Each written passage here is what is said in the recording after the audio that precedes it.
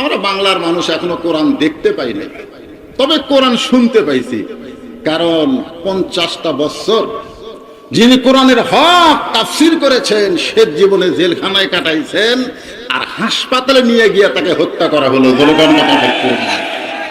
সেই কোরআনের পাখি আমাদেরকে কোরআন শুনাইছে, কলজা ভরা দিছে, এত সুন্দর কোরআনের তাফসীর করেছে, আমরা কোরআন শুনে শুনে পাগল হয়ে গেছি। কিন্তু শুধুমাত্র শোনার জন্য আল্লাহ কোরআন দেয় নাই, এই কোরআনকে বাস্তবে দেখার জন্য দিয়েছে।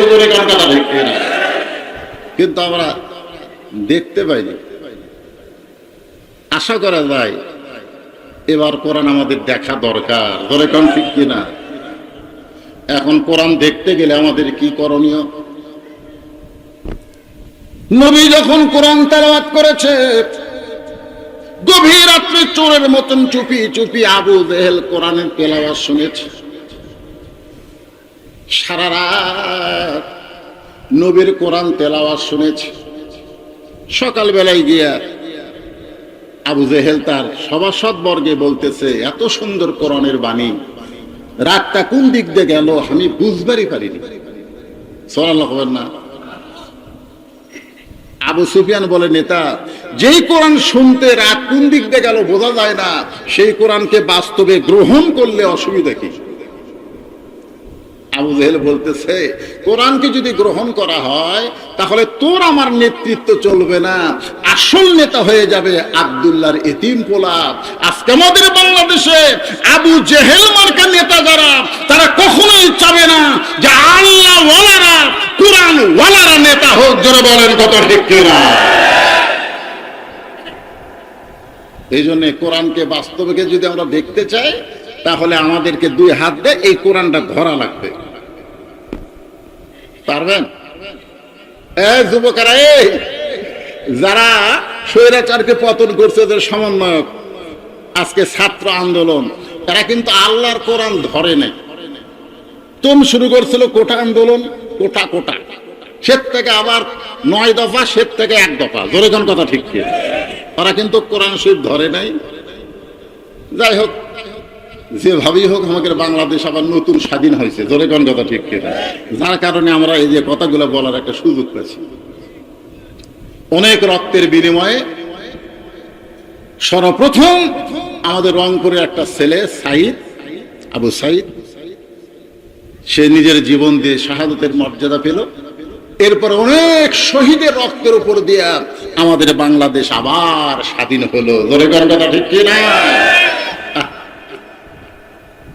আজকে আসুন এই কোরআনকে একটু ধরি। আপনি দৌড়ে এসে ধরতে পারবেন না, এটা ধরবার গেলে শর্ত আছে। আল্লাহ বলেছে, লা ইয়ামাসসুহু ইল্লাল মুতাহহারুন। ততক্ষণ পর্যন্ত তুমি কোরআন স্পর্শ করতে পারবে না যতক্ষণ পর্যন্ত তুমি পবিত্র না হবে।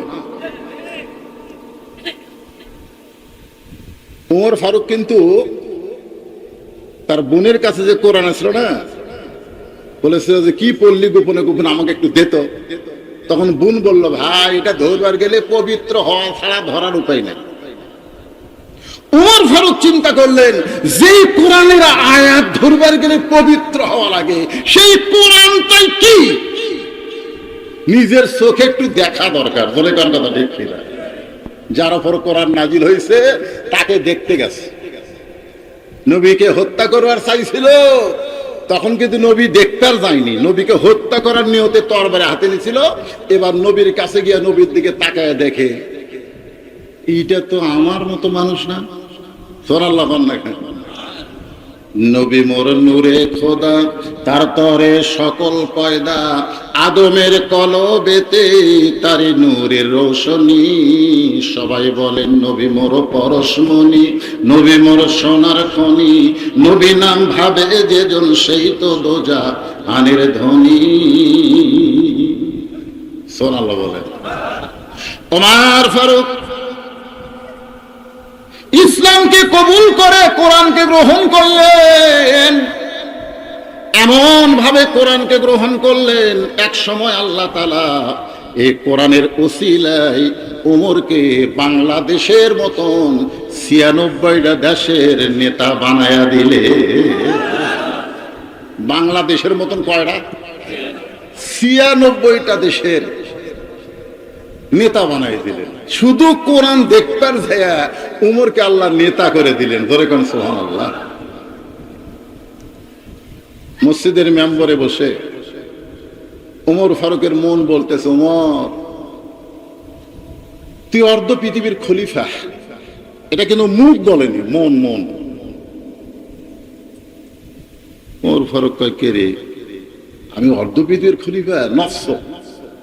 সাথে সাথে দুই হাত, ডান হাত ডান গালে, বাম হাত বাম গালে চড় মারে।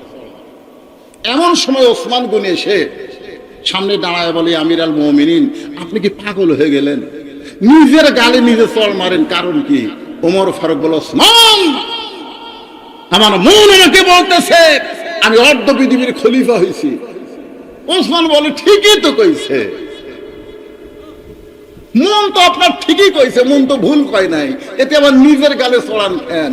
ওমর ফারুক বলে, ওসমান আজকে মন বলতেছে অর্ধ পৃথিবীর খলিফা, কিন্তু আমার ঈমান বলতেছে আমার অতীতের খবর কি? ওসমান গনি বলে, আমির আল মুমিনিন, আপনার অতীতের কি খবর? ওমর ফারুক বলে, আমি একটা রাখাল ছিলাম, খালার বাড়িতে রাখালি করতাম। ছাগল নিয়ে যখন সন্ধ্যে আসতাম, আমার খালা আমার চুল ধরে বলতো, ওমর কয়টা ছাগল নিয়ে গেলে, কয়টা ফেরত আনলে? আমি গুনার দিকে ৩-৪টা কম। আমি আবার দৌড় দিতাম, ছাগলগুলো কুড়ে নিয়ে এসে যখন খালারে দিতাম, খালা আমার কান ধরে বলতো, ওমর যে ভুল আজকে করেছো, এই ভুল যদি আগামীকাল করো, তোমার রাখালির চাকরি আমি ক্যান্সেল করে দিব। আমি তখন খালার পা ধরে বলতাম, খালা আমার রাখালির চাকরি ক্যান্সেল করে দিলে আমি থাকবো কোথায়, খাবো কি? একদিন যে ওমর রাখালির চাকরি রক্ষা করার জন্য খালার পা ধরে কেঁদেছে, আজকে সেই ওমর অর্ধ পৃথিবীর খলিফা হয়েছে। এটা ওমরের যোগ্যতায় নয়, এটা কেবলমাত্র আল্লাহর কোরআনের ওসিলায়। বলে বলার কথা ভাই রে, এটা সেই কোরআন। খালি গরিব গুরুবার ছেলেদের মাথায় কোরআনের পাগড়ি, আমরা আপনি যে পাগড়ি মাথায় পরাই দিলাম। আজকে মহিলা মাদ্রাসা খুঁজলে দেখেন, এলাকার মধ্যে ধনী মেয়ে এই মাদ্রাসা ভর্তি হয়। আমাদের মতন গরিব গুলা সব কোরআন ধরছে, আর ধনী গুলা সব ভার্সিটি গেছে। এখন আমরা গরিব গুলা যদি কোরআন থেকে হক কথা মসজিদের মেম্বারে বলবার চাই, ওই ধনী ঘুষখোর খালি এরকম গুজরে ওঠে, সুদখোর এরকম জোরে জোরে কাশে। ঠিক কিনা বলেন? কোরআনকে শুধু গরিবের জন্যই না, সবার জন্য। হযরত ওমর অর্ধ পৃথিবীর খলিফা হইয়া নিজের চোখে আল্লাহর কোরআনকে দেখার জন্য তিনি ছদ্মবেশে ঘুরতেছেন।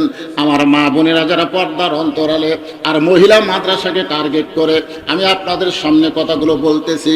ওমর ফারুক ছদ্মবেশে মদিনার অলি গলি যখন ঘুরতেছে, এমন সময় দেখতে পাই দুই পাহাড়ের মাঝখানে একটা সুন্দরী মেয়ে ধীর গতিতে হেঁটে হেঁটে আসতেছে। মেয়েটার সামনেও কোনো মানুষ নাই, পিছনেও কোনো মানুষ নাই। ওমর ফারুক মেয়েটার দিকে তাকায় বলতেছে, আলহামদুলিল্লাহ, আল্লাহ তোমার দুনিয়ায় এত সুন্দরী একটা মেয়ে। হয়তো আপনারা বলবেন, হুজুর ওমর ফারুক একটা মেয়ের দিকে তাকায়া এত সুন্দরী মেয়ে বলে আলহামদুলিল্লাহ বলল, এটা কি ইসলামে জায়েজ নাকি? ওমর ফারুক কিন্তু মেয়েটার চেহারা দেখে নাই, মেয়েটার আপাত মস্তক আল্লাহর আইন পর্দা। আল্লাহর ইসলাম বলে যে মেয়ে দেখতে যদিও কালো হয়, যদি মেয়েটা দেখতে খাটো হয়, আর আল্লাহর কোরআনের পর্দা যদি মেনে চলে, আল্লাহর ইসলাম কেবলমাত্র তাদেরকেই সুন্দরী মেয়ে বলে। এখন আপনাদের এলাকার সুন্দরী মেয়ে বলতে আপনারা কি বুঝতেছেন? হ্যাঁ, পরিমণি, পরিমণি কলেজ ভার্সিটি মেয়েরাই সুন্দরী নাকি? মহিলা মাদ্রাসার মেয়েরা কি? মেয়েটা যদি দেখতে কালো হয়, খাটো হয়, এরপর আল্লাহর কোরআনের পর্দা যদি মেনে চলে, আল্লাহর ইসলাম কেবলমাত্র তাদেরকেই সুন্দরী বলে। বেপর্দা নারী যারা বিশ্ব বেহায়া তারা, আর পর্দানিশী নারী যারা বিশ্ব সুন্দরী তারা। মনে করেন কথা ঠিক কিনা? ওমর ফারুক মেয়েটার নিকটে গিয়া, মা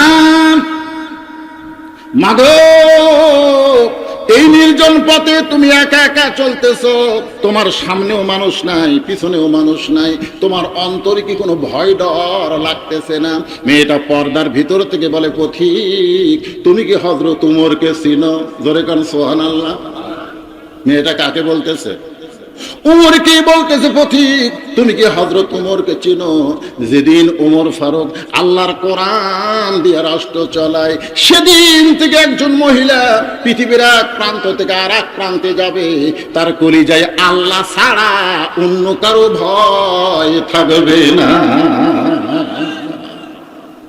আল্লাহর কোরআন যে যেদিন বাংলাদেশ চলবে, সেই দিন একজন মেয়ে বাংলাদেশের এই প্রান্ত থেকে ওই প্রান্ত পর্যন্ত যাবে, ওই মেয়েটার কলিজায় আল্লাহ ছাড়া অন্য কারো ভয় থাকবে না। কারণ কোরআনের কারণে আল্লাহ তাকে পুরাপুরি নিরাপত্তা দিয়ে দিবে। মেয়েটা বলতেছে, পথিক তুমি কি হযরত উমরকে চিনো? হ্যাঁ, যদি চিন্তা তাহলে এরকম বেসাইদা কথা বলতে না। যেদিন থেকে উমর আল্লাহর কোরআন দিয়ে রাষ্ট্র চালায়, সেদিন থেকে পৃথিবীর এক প্রান্ত থেকে আরেক প্রান্তে একটা মহিলা যাবে, তার কলিজায় কার ভয়? জোরে বলেন, কার ভয়? আর আমাকে কলিজায় এখানে যারা আপনারা বসে আছেন, এখন আর ভয় নেই। আগে আপনাকে উল্লাপাড়া যদি ওয়াজ করতে আসতাম, আমার বউ আমাকে আগেই বলতো, দেখে শোনা ওয়াজ করবে, দেখে শোনা ওয়াজ। কি দেখবো রে? দেখবেন আশেপাশে পুলিশের গাড়ি আছে কিনা, র্যাবের গাড়ি আছে কিনা, বর্তমান সরকারের কোন ক্যাডার আছে কিনা, ক্যাডার। আমরা আগে এরকম দেখতেন। যদি দেখি যে কিছু আছে, তখন ওরা তেল তেলা মেরা দিতাম, তেল তেলা। ইমান যদি থাকতো তাহলে আমরা এভাবে দেখতাম না, আমরা এইভাবে দেখতাম। যেরকম কথা ঠিক কিনা? আমরা দেখতাম কি আছে, আল্লাহ যদি থাকে, এরা চামচা করে খাওয়া আছে।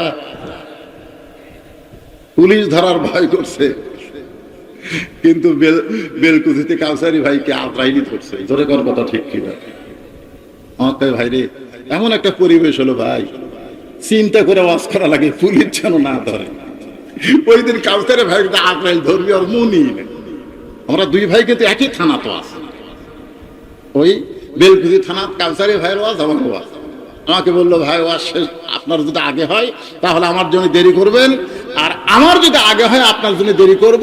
আমরা কড্ডার মোড় পার হয়ে, এরা দুধ একেবারে গরম করে চা দেয়, আমরা দুই ভাই একসাথে খাবো। দুই জনের অন্তর কিন্তু পুলিশ ধরার ভয়। যেরকম কি ধরার ভয়? ওয়াজ শেষ করার পরে আমি চিন্তা করলাম, কাউসারি ভাইকে কল দেব, তো কল দিচ্ছে না, তার মানে ওয়াজ শেষ হয়নি। আমি যখন কল, কি করবে? ছাড়বে নাকি? ছাড়বে? মিশে মায়ায় বন্দি থাইকা করলাম কত খেলা, পশ্চিমে তাকিয়া দেখো তোমার জীবনের ডুইবা গেছে বেলা। তোমার চোখের পানি বের করে বললেন, মা তোমার অন্তরে শুধুমাত্র আল্লাহর ভয়, কোরআনের আইন চলার কারণে, কিন্তু তুমি যেভাবে চলতেছ আমার মনে হয় তোমার ভিতরে কোনো দুঃখ লুকে আছে, কারণ তোমার চলাটা অত্যন্ত ধীর গতি।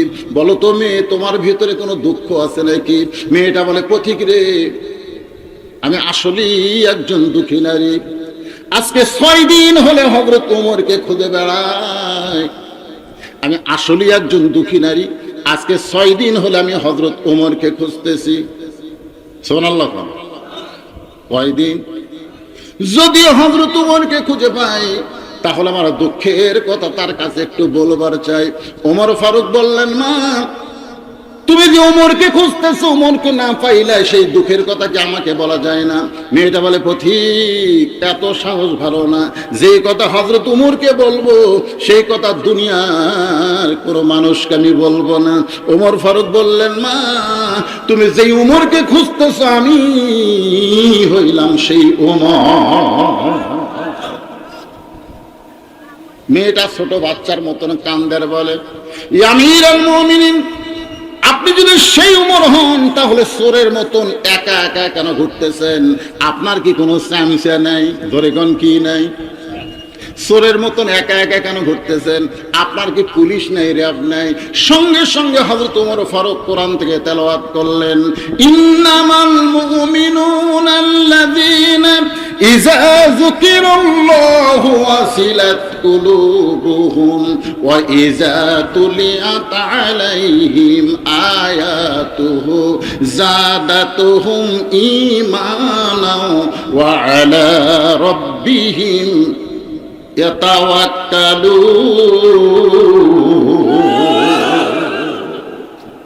আল্লাহর কোরআনটা কি নিজের চোখে একটু দেখেন। ওমর ফারুক বললেন, মা যেদিন থেকে কোরআন দিয়ে রাষ্ট্র চালায় সেদিন থেকে আমার ঈমান আমাকে বলে দিয়েছে দুনিয়ার কোনো পুলিশ রাত লাগবে না, স্বয়ং আল্লাহ তাআলাই আমাকে হেফাজত করবে। সামান্য একটা এমপি হলেই সামনে পুলিশের গাড়ি, পিছনে পুলিশের গাড়ি, ধরে কোন কথা ঠিক কিনা? আর বাংলাদেশের মতন ৯৬টা দেশের পুলিশ আছে। কোন চামচা লাগে, র্যাব লাগে, পুলিশ লাগে?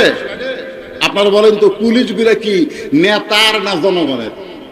কথা কোন নেতার না জনগণের? কিন্তু গত বছরগুলোতে পুলিশ একটাও জনগণের ছিল না, সব নেতার হুকুমে ছাত্রদের বুকে, জনতার বুকে গুলি করছে। ধরে কোন কথা ঠিক কিনা? একটা পুলিশও জনতার ছিল না, সব নেতার।